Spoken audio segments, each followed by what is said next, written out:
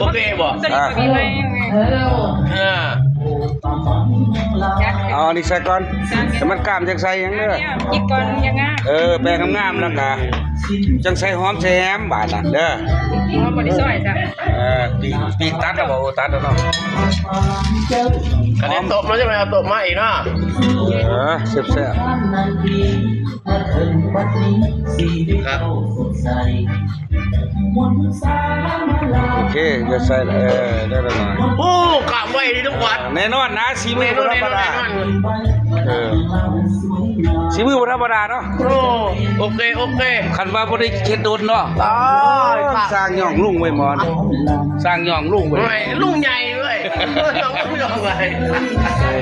กล้ามตึกนะ โอ้ แข็งปึกเลยพี่น้องเอ้ยสีมือนะ จะบอกให้เด้อ